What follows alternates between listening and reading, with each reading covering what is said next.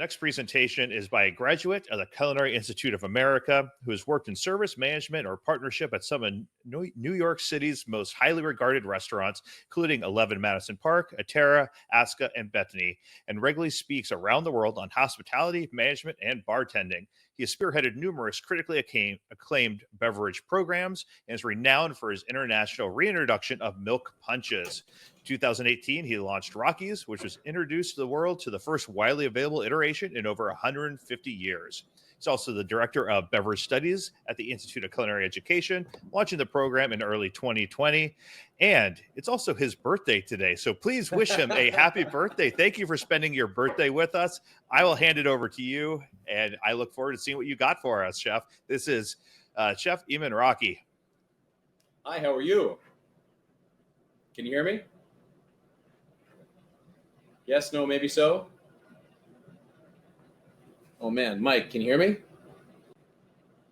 Stage, so I was already halfway to the fridge getting a drink. So yes, we can hear you. The lighting looks good. You're ready to rock and roll. All right. Just we need a mic check there. Thanks for all the kind words, and thanks for having me back on. Whenever you get done with that beverage grab, come back on, and we can moderate this together. It'll be fun. Thank you again for having me now for the second time. It's always a pleasure, and I look forward to getting back into classrooms for real at some point very soon. Also, a quick shout out to anybody who was on the last webinar that we did together on sous vide beverages. In particular, there's a gentleman named Mark Webb. I'd love to wave to if he's around. We've stayed in touch and had some really good conversations about all sorts of delicious distilled, infused, and otherwise yummy things together. So, this also a quick, admission that this is going to be a little bit of a refresher on a technique or an exercise, really, that I've really gotten to know and found to be very useful, a sort of thought exercise. So for anybody who's heard me talk about solubility before and seen this sort of exercise, this run through. Forgive me for repeating myself, but it's an oldie but a goodie, and I think that there are some new folks that would probably benefit from talking about this together with us. So I'm back here on the God mic as you need me, sir. So I will be. I can pass along questions or help out with any questions you have too. The wizard behind the curtain. Yeah, please. Right. Anybody who wants to chit chat about things along the way, I'm going to take my time and walk through this, and we can sort of discuss the steps that I'm going through. If you wish, if you have anything to say, please give a shout out. So as Mike said, I started out my career in the kitchen. I went to the CIA, and my parents were chefs. I thought I was going to be a chef for a long time, and I still have that in the back of my head. But right now, I'm focusing on beverage and service and developing my own brand, which we'll talk about in a little bit, as it's going to end up in a cocktail pretty soon. So I've dabbled between food and beverage, wine, beer, cocktail, spirits, and I found that there's some lessons that really unite all of those areas of study, and if you apply them in the right way, they can really reap great rewards in many different ways. And we're going to talk about one today in particular, and that's solubility. Something that seems, I think, pretty standard. It's not a big fancy word, but I don't know that we've given enough thought to solubility in all the ways that it affects food and beverage. And I'm going to illustrate this in an alcohol and non-alcoholic infusion. And this is really something that I got thinking about when I was bartending years ago, almost 10 years ago at 11 Madison Park. Actually, a lot more than 10 years ago, 13 years ago, back in 2008. And we were making our own bitters, right? So we're making our own bitters along with everybody else in the world at that time. And luckily that trend, is still alive, but maybe it's tamed a little bit. And so we're making our own bitters, and Will, the GM then, and ultimately became one of the owners, he said to me, he's like, Eamon, you used to be a cook. So I think that you're the right guy to be able to head this project up. We want to create the number 11 bitters formula. And so I didn't really know what I was doing, but I had a basic understanding of cooking technique, and I figured I could make it work. And what I ultimately realized a week or so into it, after doing all these infusions and whatnot, is that the bitters didn't really taste very good. And the infusions I was making weren't awesome, weren't delicious, and when combined, they were even worse. And I ultimately, after weeks and weeks and weeks and weeks, realized that what I was missing was this fundamental concept of solubility and the ways it can work for you and also the ways it can work against you. So when we talk about solubility, innately there has to be a solvent, right? A solvent that will allow you to extract something and therefore illustrate this idea of solubility, right? And the four solvents that we work with mostly in both bars and kitchens, and in most ways, are water, alcohol, acid, and fat, right? Those are the four things that we can use, generally speaking, to extract compounds, flavors, aromas, etc., from any manner of ingredients or combinations of ingredients. And we've all practiced a good solubility technique from the early days of our upbringings in cooking all the way until now as chefs and operators, right? So when we make a béarnaise, right, we do our shallots and our herbs and we add vinegar to the pan, right, and that's an acid and water, right? Acid, mostly water, but there's a lot of acid too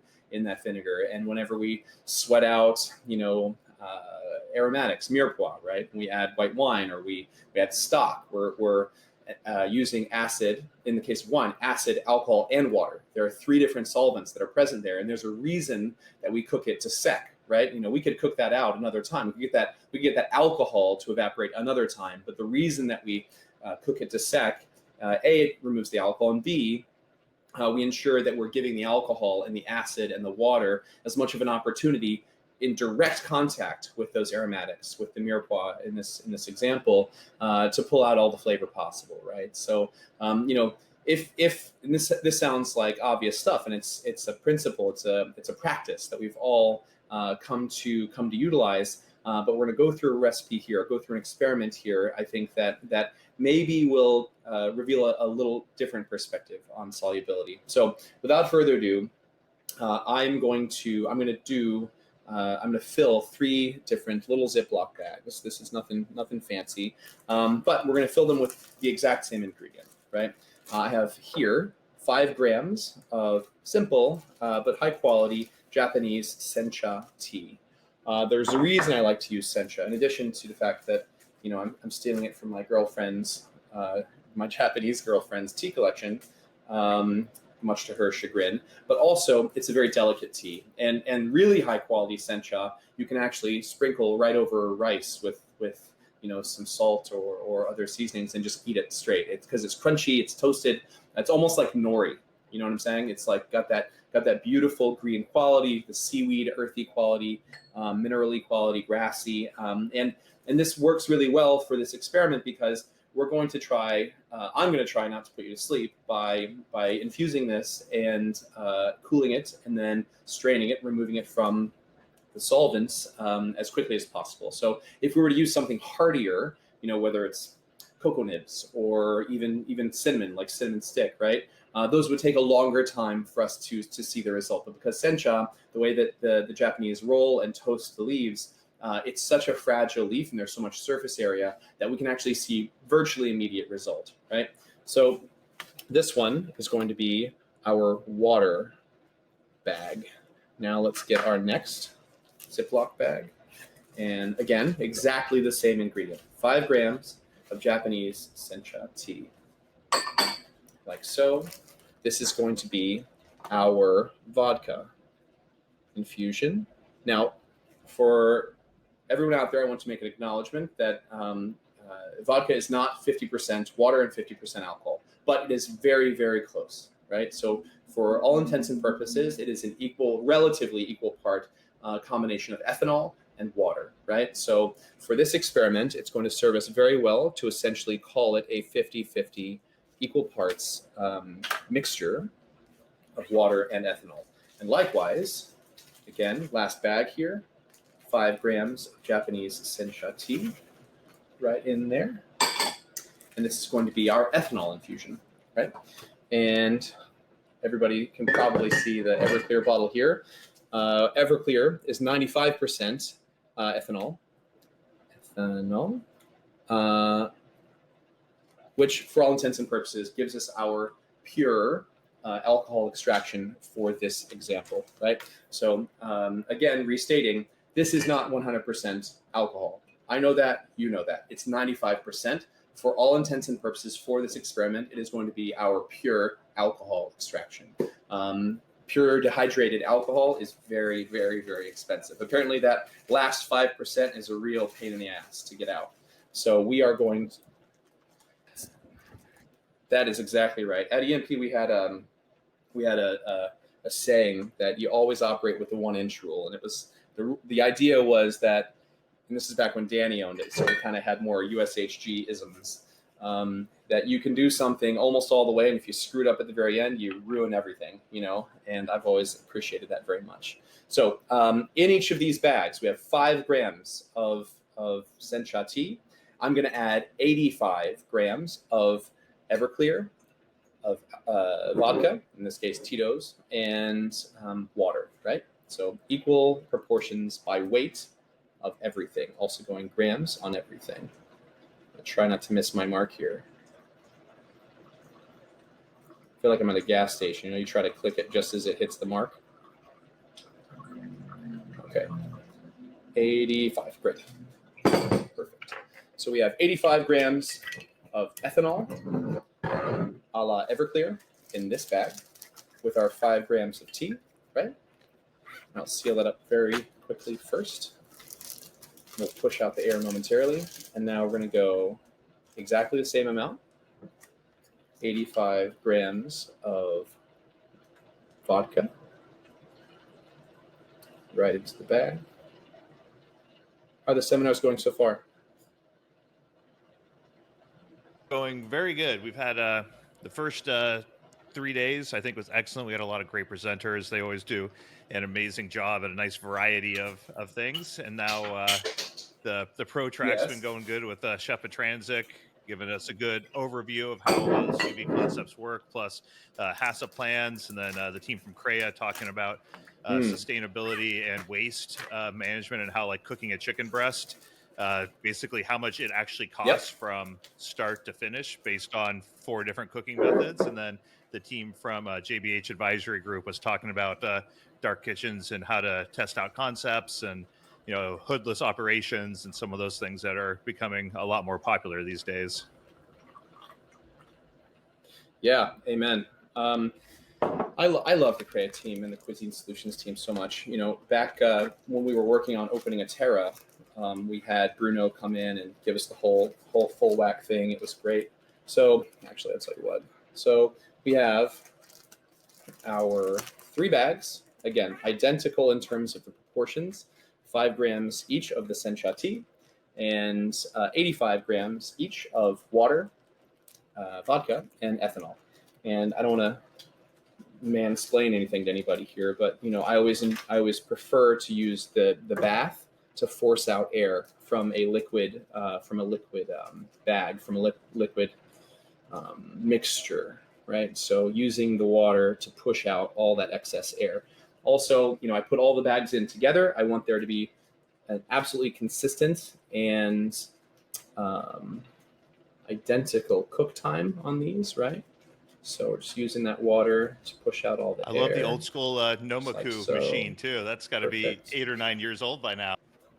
Oh man, it sure is. They gave it to me whenever they first came out. This was behind the bar at Bethany, my last restaurant, which, you know, Bethany was the place where I got to really, I feel, kind of sort of come into my own as, like, bringing together the kitchen skill set that, you know, I learned from my dad and from culinary school, and also just working in fancy pants restaurants after and learning from a lot of really great people. And then the bar education, the beverage education, and sort of bring them all together. You know, it was a really special time. So they gave us the Nomiku to use behind the bar, and I've kept it, and I use it fairly frequently at home too. All right, so let's see. Thank you for asking. So I have two 238s when I put those in on my end. The water bath is currently set to 80 degrees Celsius, and that is a very specific temperature for a specific reason. Do we see chats here? Does that work or no? Yep. Yeah. Perfect. Oh yeah. Thank you, Heidi, for asking bath temp. Heidi, why are we using 80 degrees Celsius? You forget that not everyone Consulting here my speaks simple temp Celsius. Even Dave Petranzik used Fahrenheit once earlier today. I didn't know who I was talking to. It was very confusing. Yeah.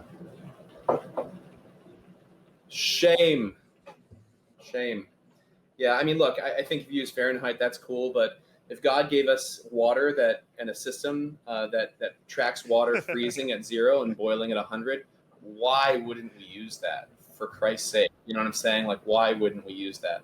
And also, just from a bar perspective, same thing. Metric is just a beautiful balance. The perfect cocktail before you shake it or stir it. Perfect portion of an undiluted cocktail is exactly 100 milliliters. And I'm like, if we have that, why don't we use it? Right? We're all doing like 3 1/4 or 3.5 nature ounce intended daiquiris. It's like, what does that even right? mean? Why? Right? So I think Wilfred. That's right. God intended us to use, or whatever intended us to use, metric. We should use it. Nonetheless, I fault nobody for, at least not to their face, for using, maybe to their face, for using imperial, but it's cool.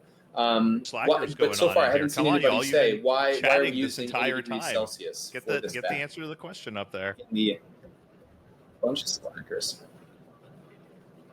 Yeah, I'm boring, I suppose, but. So I'll just jump in. The reason we're using 80 degrees Celsius is because we want to get as close to boiling the ethanol without actually boiling it, right? So ethanol boils at 78 degrees Celsius. I'm going to leave this in here for about 10 minutes, and none of these solutions are pure ethanol, so the boiling temperature will actually increase a little bit, right? So what if it was pure ethanol, it would boil at 78 degrees Celsius. We have it at 80, so that'd be a little bit wonky if we were doing something with pure ethanol. We have not so pure, very close to pure ethanol, and we're only doing a short bath time here. We're only doing a short jacuzzi trip here.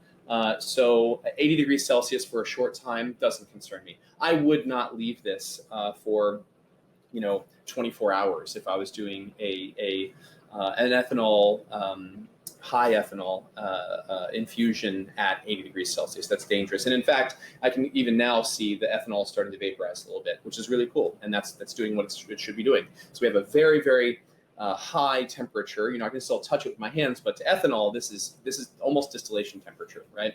So the goal here is that we extract as much as possible in as short a time as possible with a very high temperature relative to the ethanol. And then we're also going to, we're going to cool down very quickly too. I have an ice bath here. If I can just, while we're blabbing on about temperatures and immersion circulators and whatnot, I'm assuming that the majority of people that are on this webinar are cooks or chefs or restaurant owners and operators that perhaps come from the kitchen. Is that are those correct me if I'm wrong, but my philosophy and my belief is that every single bar, not just molecular mixology bars, every single bar that does in-house anything should be using a circulator, and a couple of reasons for that. Just my little soapbox opinion here, but working with high proof ingredients, high alcohol ingredients, and working to do infusions, you're limited if you don't have a circulator to how you can do those infusions, right? You can do them in the fridge, you can do them at room temp, and you could throw them into some sort of vessel and maybe put them in a warm place above your fridge or in a warm place in the kitchen for a slightly elevated temperature. But proper heating of alcoholic mixtures is very, very difficult because you obviously run into a flame risk, right? You run into a combustion risk. And I've always been very, very concerned about that. And I take a lot of risks, but, I want to make sure that the restaurant's still standing. So, using an immersion circulator enables you to really push the limits on what you can do with alcoholic infusions at very high temperatures when concerning alcohol and without an open flame, right? And even if you're doing induction, if you throw a metal pan onto an induction burner, there's no open flame, but you can very quickly surpass the safe zone, if you will, for alcohol to be heated at, and it's still not safe, right? You can still get a fire and really, really hurt people. But innately, having this hot tub for booze is there's security there, there's safety there. So I always encourage people who are doing in-house infusions with alcohol, use a circulator, right? And the applications go far beyond that. Being able to do something for a very long period of time, covered and we referenced earlier something like cacao nibs or cinnamon or whatever dry ingredients, hardier ingredients. Cola nut. Cola nut's one of the most magical ingredients I've ever used in my life, and I found the best way to extract it is a very, very long, high temp extraction lasting at least a day or at least overnight. So a bar that doesn't use an immersion circulator, hasn't taken $150, $250 to get a good circulator for the bar, I think you're missing an opportunity there, and it's pretty straightforward stuff. I teach seminars about it all the time at ICE, and actually it's worth just chatting about that quickly. So following CIA and opening a couple places in the city and whatnot, I miss teaching, right? And working on this brand by myself, I wanted to get back into the classroom and standing in front of a group of people that I could share some ideas and hopefully prevent them from doing the dumb things that I did, right, in my life. So a little over a year and a half ago, I joined the faculty at the Institute of Culinary Education, where I'm sort of like a recreational professor, I suppose. I'm not full-time there, but I do teach a program. I lead a program called the Professional Beverage Studies Program that's divided into 3 independent curricula: wine and wine service, spirits and mixology, and beverage program management. And it's a grab bag. You can take all 3. You can take them in any order you want to. You can take one at a time, or whichever one appeals most to you.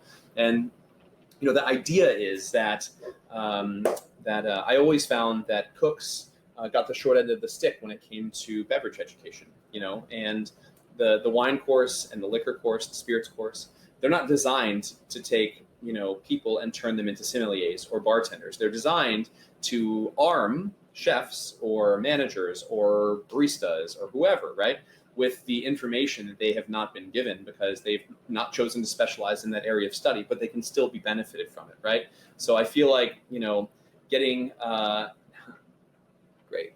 I feel like, it's time that our chefs, our cooks are given a forum which they can learn about spirits and which they can learn about wine, right? And that bartenders can learn about wine, and that sommeliers can finally learn about cocktails, so they stop putting in very silly cocktail orders to the bartenders. So, from my perspective, it's long overdue. The 3rd class is beverage program management, and it is designed and intended for people who are moving into management. I think it's crazy that we take our best captain or our best sommelier and we make them our wine director, but the skill sets that are required for a wine director are vastly different than those than one that is required for a sommelier, right? If you're a really good somm, then you're good at tasting wine, you're good at interacting with consumers and customers and guests. But a wine director needs to know about costing and marketing and hiring and firing and interviewing and all sorts of things that have nothing to do with their job performance as a somm. So the management course is really designed for that, right? And I'm really, really, really proud of it. And Sadly, classes, we're are those halfway through the available program, remotely? and we were shut down from COVID. So hopefully that will come back soon. All right, perfect. Yeah, that's the whole thing, right? So we've thought about and talked about doing them remotely, but really, I don't have a whole lot of interest in doing an entire program of that kind remotely. Doing programs like this or doing webinars like this is super fun and super cool. But especially because I assume that we're talking to people all over the country or maybe all over the world. That's awesome. But my hope and my goal is that we are communicating as much in person as possible, and I'm looking forward to seeing the program come back. All right, so I have 3 glasses here. We have 3 bags in ice. Heidi mentioned the chef steps. alcoholic gummies Any that questions they thus cook far? them I at thought I saw something about 75C, gummies. and Are we getting into now she CBD knows now? What's going why. on? She didn't. I also have made that recipe, but didn't know why they chose that specific temperature.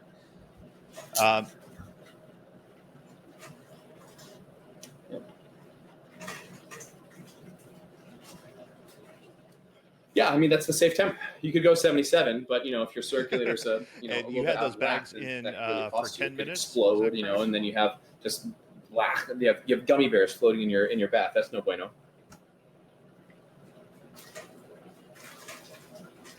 Correct. Exactly. I mean, it might have been 11, but it really doesn't matter as long as they were in there the same amount of time. That's all that really matters. But I timed it. It should have been pretty close to 10. All right. So, any other questions? We good now? Sweet. All right. Now here, maybe before I start straining them, let's just hold them up. They're a little drippy and my handwriting is awful, but here. So water, water here, vodka in the middle, ethanol here. There's already a massive difference in the way that they look, right? Massive difference. And let's see. So let's go strain off some of the water infusion, like so. We got, I don't know,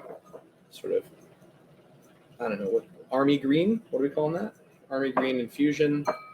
The leaves are the same color-ish, maybe a little darker, sort of olive color. They're soft, right? I guess my earpiece is here. They're soft, right? Not a whole lot going on. In terms of the texture, they're soft, they've been cooked. It's what you would expect of a tea infusion, right? We just made tea, except it's over-extracted and, let's see. Whew, bitter. Extremely bitter. Unpalatably bitter. Not drinkable. Not possible, right?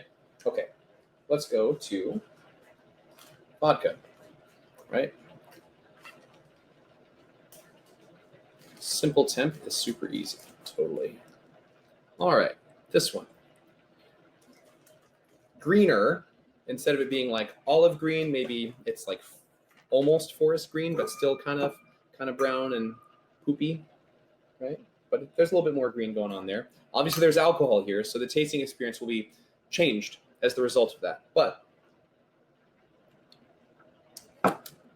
bitter and boozy, but not unpalatably bitter. It's not astringent in the same way that the first one was. By far, this was like tannic and bitter, very difficult to drink. I would say actually the vodka one, despite the fact that it's boozy, because I chilled it, it's not so bad. But I wouldn't call it the most delicious tasting experience thus far. Ooh, sorry. Got to talk about the leaves first. Let's go back here. Can't forget about the leaves. Okay. All right. More green. They're still soft, right? But they're maybe a little bit more intact. Instead of being like cooked down, they're sort of more intact, right? Slightly so, but they're soft. They're still not. They've not maintained much of their character. And lastly, we go ethanol. Check that out. I don't know if you can see it yet. So let's get some leaves in here too for fun.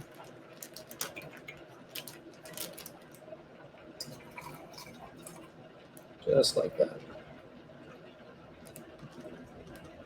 Okay, we have our ethanol infusion. I strained the whole thing off. Look at that. Totally different. Worlds apart. And also, this is my favorite part of this whole exercise. I don't know if I can get this close enough to my ear that you'll be able to hear it.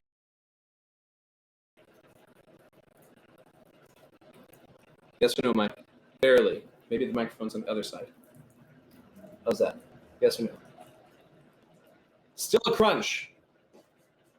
Crazy. Yes, Luis. Luis got us. Still a crunch.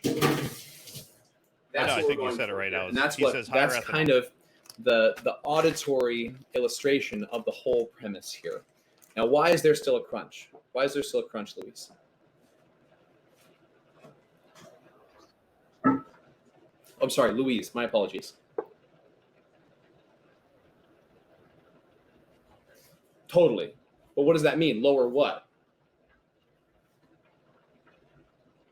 Lower water, which means that this tea never hydrated. And that's what's cool. You could take a bag of potato chips and put it into high-proof spirit like ethanol, Everclear, and cook it in an immersion circuit. Just let them sit. It looks like it's floating in water, but it will never lose its crunch because it never hydrates, right? Ethanol doesn't make it soggy. Water makes it soggy. And that is sort of, again, the auditory illustration and signal of what we're trying to get across here. And that's the idea of solubility, right? People think about, and I've certainly thought, you know, if I'm going to make a bitters, I want to start with neutral alcoholic solutions. I'm going to use vodka, right? I'm going to extract, you know, flavors from cinnamon or coriander or orange peel or whatever, right? Lavender, from tonka bean, from all these ingredients. I'm just going to get a whole bunch of vodka, right? Perform these extractions, and I'll end up with these pure, high alcohol, high extraction ingredients via solubility, these solvents, water and ethanol in this vodka that will give me what I'm looking for. But ultimately, what ended up happening, right? Whereas what I was looking for was something like this. Now, if I taste this, whew, boozy, burns, but not bitter at all. And you taste tea. These, you taste the tannin of the tea. Now, why is that? One way or the other, something's changed here, right? Something's different here. Same amount of tea, same amount of solvent, same amount of time in the same temperature bath, same amount of time in the ice bath, and extracted within a minute or so of each other, right? Vastly different products. And it's because the things that make tea bitter, the things that cloud, like you can't tell, I imagine you probably can't tell, but this is perfectly clear. It's just green, just sencha, beautiful, deep green. The things that make this cloudy and make this bitter, the tannin, that's all the suspended oils, they're coming out of solution here where they are not here. Now, there are probably a lot of oils that are just like absinthe, right? Or even like unfiltered Navy strength gin, right? There are probably a ton of oils that are here that simply haven't precipitated out, right? Because the alcohol is so high. And the vodka is a good example. And that's why we have more green here. There's green here too, but we have green and cloudy here because with the vodka, because there's that balance of alcohol and water, right? Now, what do we do with this, right? We have effectively a tincture, right? We have a sencha tea tincture, which is awesome. If we wanted, we could use this in a dasher bottle in the bar and just give a little sencha tea love to a cocktail. And I want to make sure I'm clear too. I picked 5 grams and 85 grams just because I knew it would illustrate. But if I was going to use this as a true tincture, I'd up the amount of tea a lot, right? It's because I'm using drops at a time. But what we do have here is a tincture by definition. One ingredient in an extraction, probably alcoholic in this case, absolutely alcoholic. That's really pure, really clean, and we can use judiciously as we wish, right? So that's what we have. But I'm going to say there's another way that we can use this that's really, really fun, and I'd like to do it together. Thus far, any questions? We have. I see the chat happening, but maybe it's just people throwing fruit.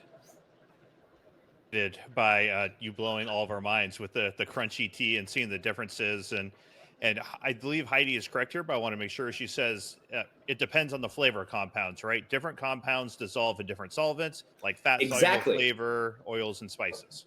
Exactly. That's the whole point of this, right? We have all the stuff that is water soluble here, all the stuff, and we have only the things that are alcohol soluble here. So what we have done is we've said, I'm looking, at least what I have said to myself, and I'm now sharing with you, I want to taste tea. I don't want all the fatty stuff. I don't want all the tannin. That's bitter. It doesn't work for me. I'm not looking for that, right? And when you make bitters, you want bitter things, of course. But I assure you that you do not want an overly bitter tea to take over your bitters, right? They're different sensations entirely. When you make a bitters, you're looking for cinchona or gentian or a variety of other things, and maybe a little bit of tea bitterness, Maybe some bitterness that comes from the barrel, the charred barrel that you're aging your bitters in, if you're going that direction for an aromatic bitters. But I'm not looking for an astringent, unpleasant bitterness like Angostura bitters, the king of all bitters, right? This stuff right here that's behind everybody's bar, and hopefully at home too. You can drink it. You can drink it without too much other stuff in a cocktail.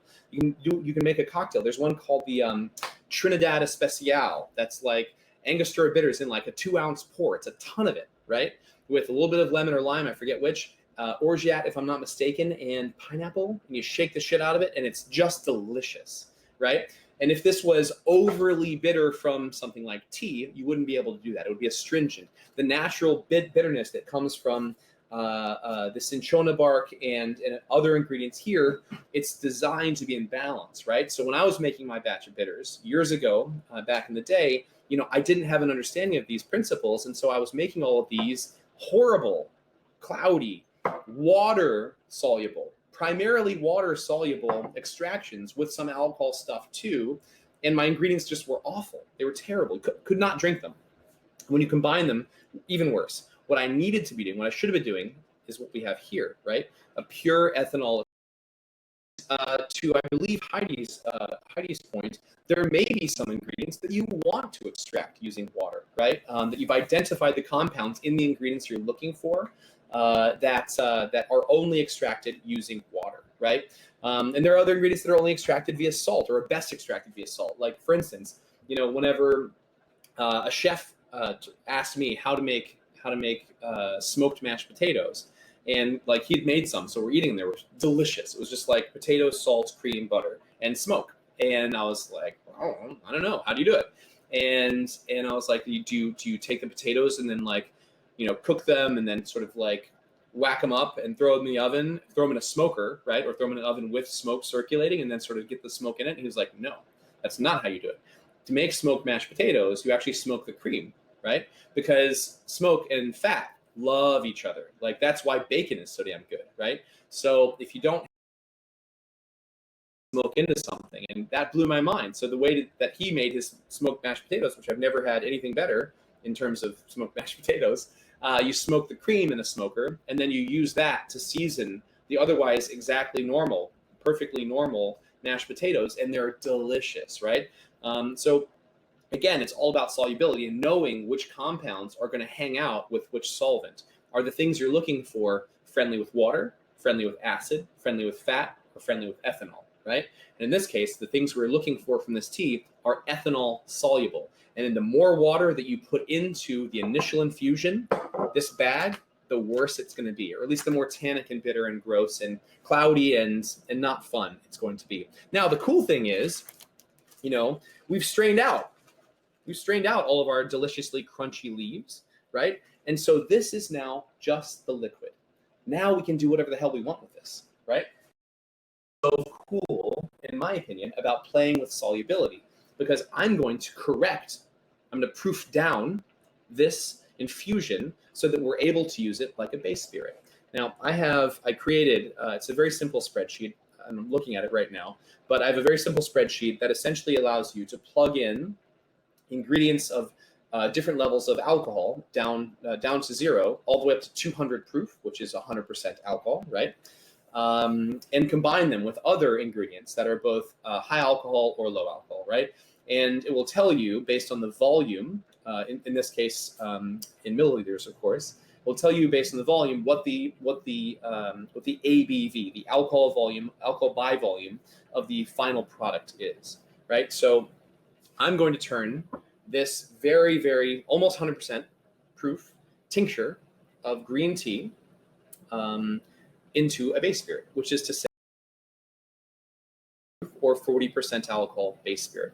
Now, my math here, and you can check my math if you don't believe me, but my math is telling me that in order to take 85 milliliters of 190 proof, or 95% ethanol, now infused with tea, down to 40% ABV, aka vodka level, to use as a base spirit, we add 115 grams of water, right? So I'm going to do that right now. Now, as I said before, when we add water to a high-proof infusion, we very likely are going to see some lushing, at least initially. This happens all the time. Whenever I make Rockies, and I do my infusions and I do my proofing, initially there's often a slight haze to the mix as the oils and all the stuff, all the suspended compounds sort of go, whoa!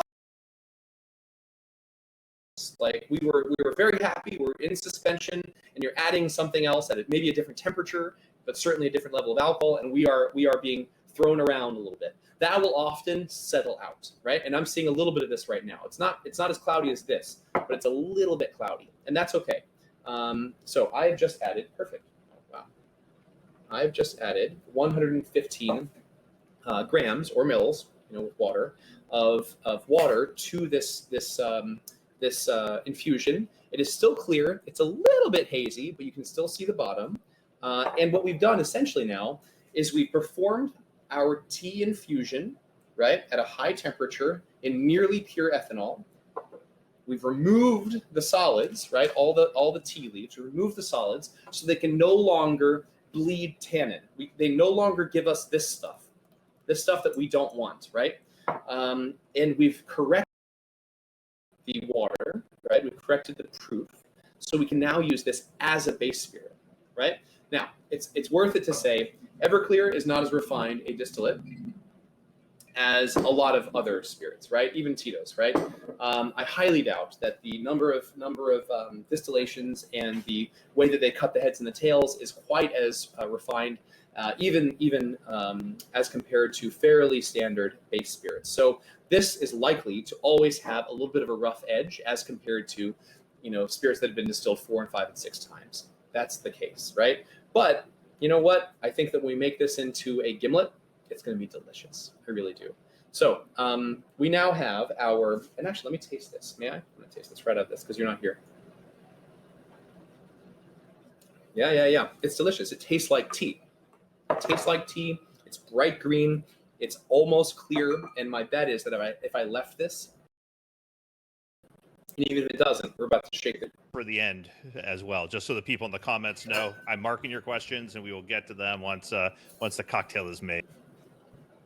I'm now, so I'm going to make this cocktail, but I want to introduce you to something. I'm going to shamelessly and blatantly shill for myself. If you weren't going to do that, I was going to blatantly and shamelessly shill for you because it's amazing. Thank you very much. That's very sweet. So okay, I make this stuff. It's called Rockies. It's my baby. I started the brand myself. I'm the only guy on the street. So the company has sort of been a labor of love for me for the last 2 years, just over 2 years, and I'm incredibly proud of it. I am slowly expanding, into more markets, concentrating on New York, New Jersey, Florida, California, Massachusetts, Connecticut, Georgia. I think I said California, but if I didn't, California. So do ship to Illinois, Wisconsin, Colorado, sort of in a roundabout way. But and if anybody's in Mexico, it's available in Mexico too. So it's been fun and really, really exciting. I made this something very similar to this at my last restaurant called Bethany, and the idea was that we would take a combination of fruit and tea and citrus and spices and herbs and all these yummy things, usually seasonally rotating, right? And then we would make a very low alcohol, sometimes not even with alcohol. We'd make a very low alcohol spirit that people could then choose what they wanted to add to it, right? So you could add vodka or gin or tequila or rum or champagne or aquavit or beer. You literally add anything you want to. And it was such a fun experience because, everybody in the dining room, and I swear to you, this is true, this was the #1 seller by far because it allowed people agency to choose whatever they like already. And even within category, they could choose, I don't know, Beefeater instead of Tanqueray or Grey Goose instead of that sort of customization really, really made a big difference, and made this such a popular item at the restaurant that I thought to myself, if I put this into a bottle, it should do well, right? So in this bottle of Rockies, there is green apple, pineapple, green and black tea, and citrus, mostly lemon, but with orange and lime as well. It's a liqueur, right? It's a classic liqueur. By itself, it's a little sweet. I still think it's delicious by itself. And many people do just drink it on its own or with a splash of soda, but with a splash of green tea vodka, which is essentially what we've just made, or gin, it's really, really super duper yummy. And it's funny. So for anybody who's going to tune in, or I don't think it's live, but is going to stay on the radar, I'm actually making and Mike, you can probably speak to this better than I can, but like I'm making a barbecue sauce out of all the ingredients in Rockies. It's going to be amazing with apple and pineapple and all sorts of good stuff. So Mike and I have been talking about our showcases, and we've talked up your barbecue sauce. So Mike and I are very excited to see what you put together for us. Me too. I have to make it first, but I think it's going to be great. And if it's not great, then I'll pretend like it is, and nobody will ever know. I'm totally kidding. Right. So yeah, I mean, cheers. Light, sweet, tropical, but the tea brings it back. And it's worth saying. I just do a straight infusion with the tea here, and then a clarification. So, you still get, my point is, you still get a bit of bitterness here. It makes it a more adult beverage. Otherwise it's just fruit punch. Okay, so let's make a cocktail. I'm going to use, let's see, what should we do? Let's use 50 milliliters of the green tea infused vodka that we just made together, which is cool. 35 milliliters of Rockies. Again, I come back to when I opened Bettany, I thought to myself, why the hell aren't we using metric behind the bar? Why? And every answer I got just didn't satisfy me, and I felt like, somebody just needs to do it. Just do it, and we'll make it work. So we did it, and it works. I'm going to go 10 mils of freshly juiced lime and just five. This is a gimlet. We need a little bit of sweet, a little more sweetness, because Rockies isn't that sweet. 5 more of simple, right?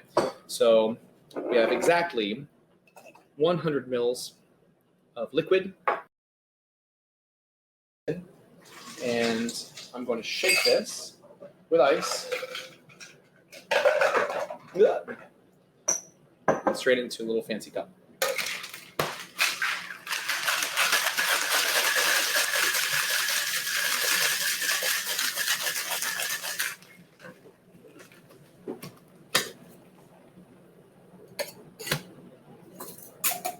There we go. Okay. Beautiful green color. Okay. Wouldn't be so fancy. I should have checked the volume of this first, but beautiful green color. Tastes like tea, but it's not bitter, right? The sweetness from the pineapple and apple with the green tea, really super yummy. The lime here, sort of echoing each other. And I think lime and lime perfect together. It's a delicious gimlet. You know what I mean? All the color from the vodka we just made, and I'm telling you, 5 grams of tea, I don't know, we can figure it out, should have yielded about 200 mils of eventual product here. We used 35 of them, we used 50 of them here, and there's a ton of tea flavor. In fact, it might be a little bit too much tea, but it's delicious. I think it's good. Yeah, so I'm happy with this. I'm really, really happy with this. It came out great. I think it illustrates the point. If we had used vodka to make the infusion, this would be undrinkable. It just wouldn't work. It would be so tannic, right? But by virtue of this understanding of solubility, cutting the water out, going straight to the ethanol infusion, right? And then adding the water back in, retrofitting the water and adjusting the proof after the fact, we've been able to create a base spirit that's the same damn proof, but we've gotten around the tannic infusion, right? And landed on something that's really clean and really pure. Delicious. I think it's so amazing that you do end up with the exact same thing at the end from a liquid point of view, but from a flavor point of view on compounds, it's completely different. And color, everything. Yeah. Color, flavor, everything. Yep. So we had some good questions. Mike says, he's in the chat, he says, I want to see Rocky and Dave do a cocktail shake-off. you both have very good Dave Petransic. You both have a good technique. Oh, yeah, he can win it. I don't claim to be the best shaker. And I think I'm sorry to cut you off, Mike, but I realized I omitted to say something. This, for me, this understanding or this thought process on solubility is about avoiding things that you don't want to extract as much as highlighting things you do. That's really, really, really important to understand, because this is a big thing, right? There's a lot of stuff going on here, and maybe I want to get some of the flavor of the skin of the outside, but not the bitterness that comes with it, right? And how do I do that? How do I get what I'm looking for and not get the stuff I don't, right? And that process of refining is sort of part and parcel with this conversation about solubility. And I think that's an important thing to just sort of underscore and highlight. Yes. Louise says he's keto. Can he use allulose as a substitute? I do not know. Allulose? I don't know. Not sure. As from our previous interview, you know that I ask questions that I don't know the answers to, because a lot of times our guests do, totally. I never know. Perfect. There's a question I think I know the answer to this question now after your presentation. An hour ago, I would have had zero idea, but I have a guess now. Extract. Why does everyone use vodka or diluted Everclear? Seems like the straight Everclear gets the best extraction in your example. So why don't they use that for vanilla? Why don't we use Everclear to extract flavor from vanilla? Or why? They were saying that they tend to use vodka or diluted Everclear instead of the straight Everclear. I'm not sure. I would have to do a side-by-side on it, but it's certainly possible that some of the things that you're looking for from vanilla are water soluble, and if you were to only do an alcohol extraction, you'd miss them, but I'm not positive about that, to be honest with you. You'd have to test it out. But what I do know is that with tea, I don't want the tannin. I'm just looking for the tea flavor. And I think I see Heidi, allulose. Yeah, I mean, it's sucrose, glucose, etc. It seems like it probably is a sugar, even if it's liquid. Probably not. People all the time, they do syrups, and I don't know. Let's think of something. This is our ginger syrup, right? And they will they'll take fresh ginger and they'll slice it up and they'll put it in a bowl, and then they'll take a pot and they'll add water and sugar in equal amounts. They'll heat it up and they'll dump in all the chopped up pieces of ginger and they'll boil it, right? And I'm using this as an extreme example of something that I think is sort of fraught with a few different issues. Number one, in no particular order, you're gonna have evaporation, which is problematic, and I'd much rather use an immersion circulator for doing that to avoid evaporation. So that's problematic, because every time you do the syrup, the stove's going to be on medium to medium high or whatever, the different person, different flame, different batch, different size, different pot, different evaporation. So you're going to have different level of sweetness and concentration time. Big problem. Number two, sugar is getting in the way of the flavor of the ginger, right?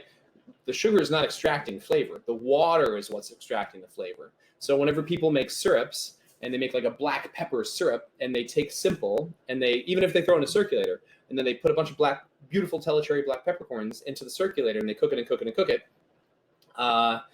the problem is that the sugar is inhibiting the water from doing its job as a solvent.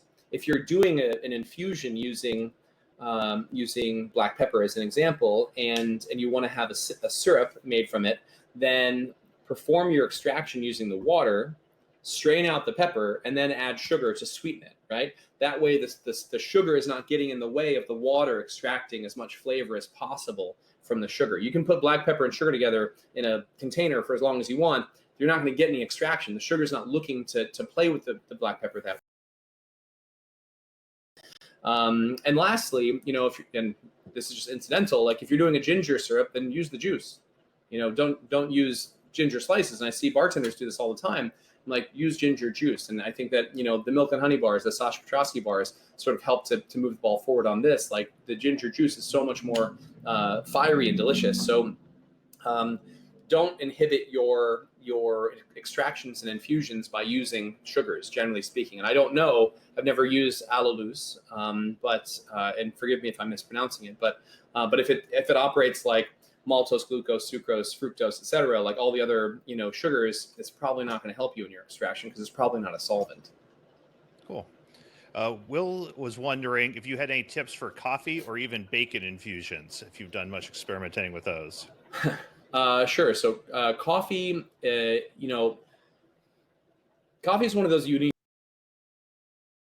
the highly volatile compounds that make a delicious espresso or make a delicious pour over or whatever, or just a simple drip coffee, American drip coffee. Those are so volatile, and that's why coffee is so good in the first 5 minutes you brew the pot or whatever. As soon as you brew that espresso, and it's so awful, 2 or 3 hours later, or as the coffee sits, it gets worse and worse and worse and worse.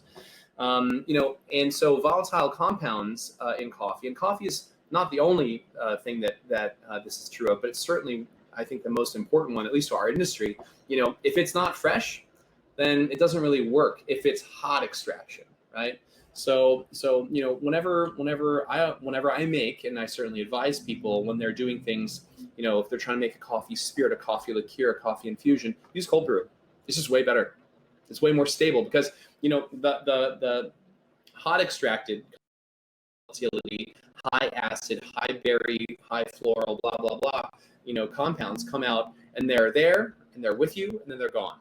And whenever people make espresso martinis by making their poor barista pull like 30 espressos at the beginning of service, and then they just have, seriously, it happens at bars all the time, and they have like a quart container of espresso that's been sitting in their refrigerator for maybe a day, at least, maybe longer, maybe 2 or 3 days until they run out, and then they make the poor barista pull another 30 or 40 shots of espresso. They just get worse and worse and worse. They don't get better, they get worse. So I am unabashed about this. Whenever I make espresso martinis, it's a really strong concentrate of cold brew, and it tastes way better, and it still foams beautifully, and it tastes like coffee, and it's rich, and it's highly caffeinated. So everybody wins. Everybody wins. Is it espresso? No, but it tastes way better. I've never had anybody, never once have anybody sent it back. And usually they say espresso martini I've ever had, right? So I really, allow me one moment, please. I was like, that sounds just like my ringer. Yeah, it's New York, baby. Amazon is dropping something off. So, anyways, the point is that when you use coffee, you have to think about: are you looking to do something that is intended to be served hot and fast and highlight what a hot extraction yields and the reasons that you want to go about that preparation, or are you looking for something that's stable and cool, or at least not hot and intended to last for days or weeks or months at a time, like a really good coffee liqueur should, right? And I love making coffee liqueur, but for me, I think cold extraction is far better in those instances. Awesome. Well, we've had so many amazing presentations this entire 3.5 days, and I think yours blew my. You always do a great job. Mike and I are always so excited when you come on and share your expertise with us. Thank you so much. If anyone watching, you should make sure you pick up Rocky's. Check it out. It is great and very versatile. And if you're anywhere within the New York drivable area, you should check out the ICE classes when they come back up. The Institute of Culinary Education is wonderful. I've taken several classes there. I was 3 days away from teaching a recreational sous vide class there before the pandemic hit. So check it out. They have a great facility, and the staff there is amazing. Rockey, thank you so much for coming on. My pleasure. And please stay in touch, everybody. I'm on the social media platforms with Rocky's and for myself as well, for that matter. So please don't be shy. Reach out. Stay in touch. Eamon Rockey. Rockey is spelled with an E. Don't forget it. Thank you so much, Rockey. Appreciate it. Have a great weekend, I guess. Catch you later. Monday. Have a great week. Please give Rockey some love in the comments and say happy birthday again. What a way to spend your birthday hanging out with all of us here. Very enjoyable.